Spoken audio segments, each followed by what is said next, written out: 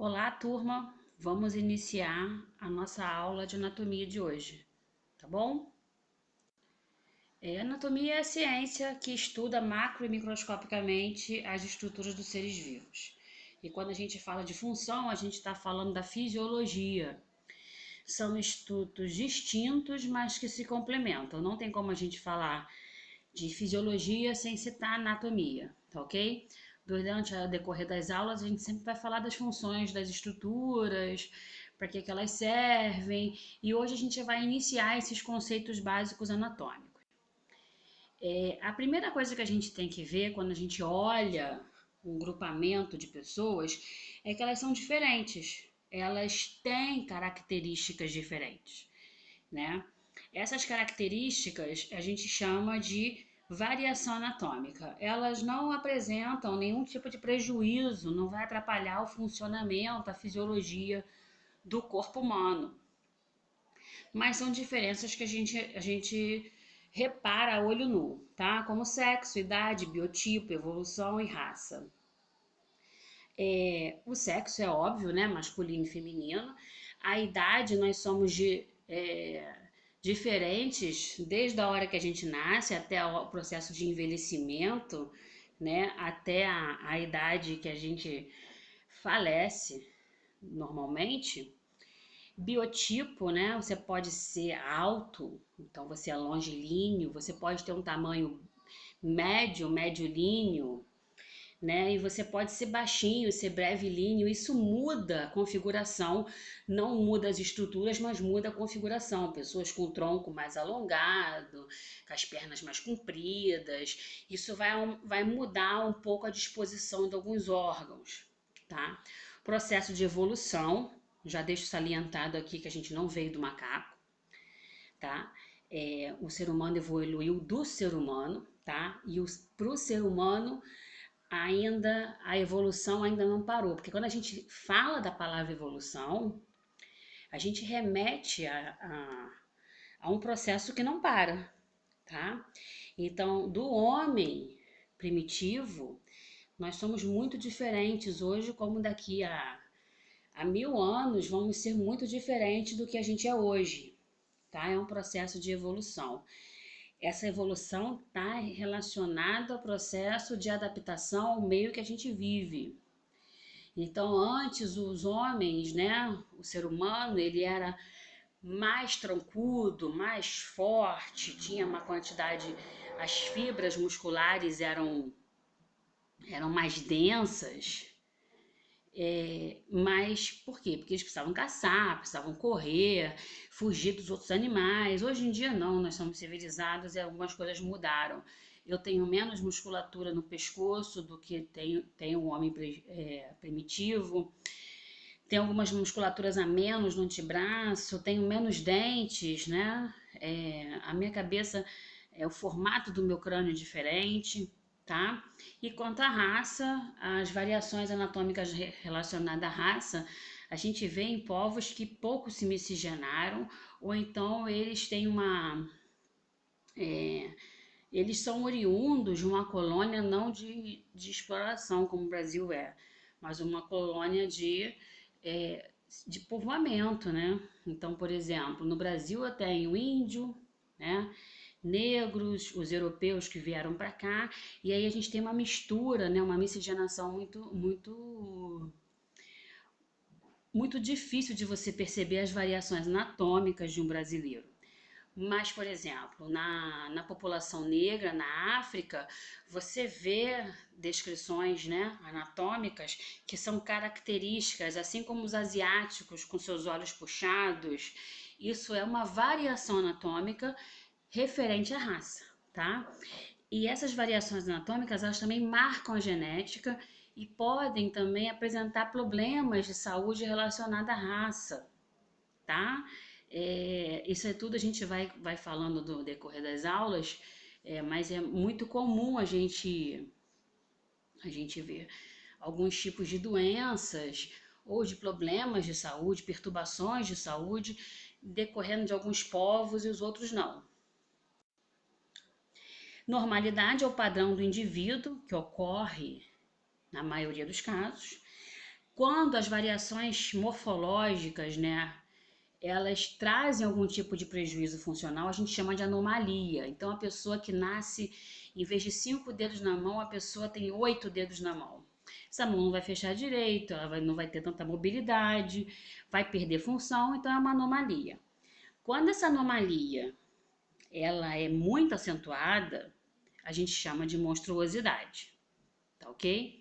Ela é incompatível com a vida, a pessoa não sobrevive. Criança anencéfala, criança que nasce sem os órgãos abdominais formados, sobrevive durante algumas horas, mas depois entra em óbito. Então, é uma fotinho da normalidade, né, da anomalia e da monstruosidade. Essa da monstruosidade que tá aí, ela é severa, mas provavelmente essa criança sobrevive, tá? Vai ter vários prejuízos funcionais sérios. Por quê? Esse outro braço dela, né, pode estar preso a estruturas que vão deixar a vida dela muito dificultosa e até encurtando o tempo de vida dela, tá bom? Posição anatômica, minha parte preferida, e em todas as provas eu vou cobrar exatamente essa posição anatômica de vocês, porque todo o posicionamento do indivíduo é feito a partir dessa posição anatômica, tá? Então, independente da maneira que eu veja o indivíduo, eu tenho que descrever ele nessa posição. Então, se eu vejo um paciente deitado, eu não vou falar da mão dele, da estrutura que eu vou radiografar de outro jeito, eu vou descrever nessa posição. Indivíduo em posição ereta, com a face voltada para frente, olhar dirigido para o horizonte, membros superiores estendidos junto ao tronco, com as palmas das mãos voltadas para frente, membros inferiores unidos com as pontas dos pés voltadas para frente. Decore a posição anatômica, tá? Decora até você nunca mais esquecer, porque ela é muito cobrada e tudo que a gente faz na radiologia é com ela, tá bom? Planos. Toda vez que eu pensar em descrever algo, eu vou utilizar a posição anatômica e eu vou direcionar aonde está a estrutura. Então, eu tenho plano de delimitação, isso quer dizer que cria um limite na estrutura.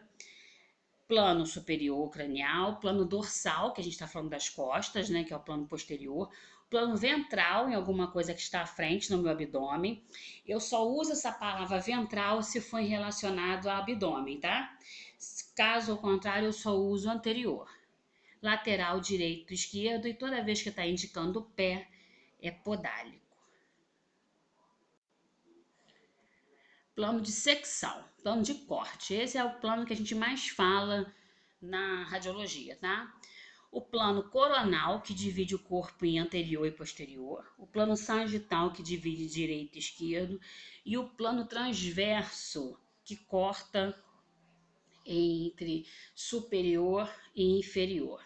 Veja bem, quando eu falo corte, secção, é para eu ter uma noção da direção. Então, por exemplo, o paciente teve uma fratura, né, na parte proximal do fêmur. Então, eu já sei que é próximo, é em cima, tá? Paciente, ele fez uma fratura na parte inferior do quadril. Então, eu vou saber exatamente aonde está essa fratura.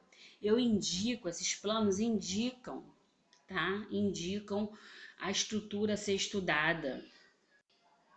Então, isso aqui é um lembrete, um desenho, achei bem bonitinha essa foto, um desenho bem explicativo, sagital, mediano, né? Frontal, coronal, transversal, horizontal.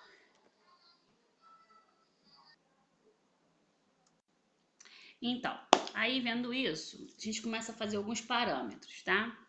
Tudo que estiver próximo da cabeça é cranial, tudo que estiver longe da cabeça é distal. Tudo que estiver próximo ao meu eixo medial, a gente vai utilizar esse eixo medial, a coluna vertebral, como parâmetro. Tudo que estiver próximo ao meu eixo medial, bem no centro, será medial. Tudo que estiver longe é lateral. Então, bonequinho em posição anatômica, né? Façam a posição anatômica e vocês vão ver que eu comparar o meu dedo mínimo, ele é medial e meu polegar é lateral.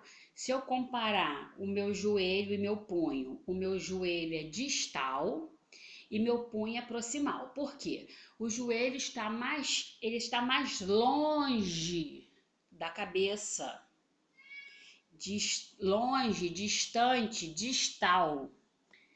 O meu punho é proximal porque ele está próximo à minha cabeça. Comparando os dois, eu posso usar isso como parâmetro, tá? Tudo que tiver próximo à minha coluna, mais próximo, eu vou chamar de medial. Tudo que tiver mais longe da minha coluna, eu vou chamar de lateral. Tudo que tiver próximo da minha cabeça, eu chamo de proximal.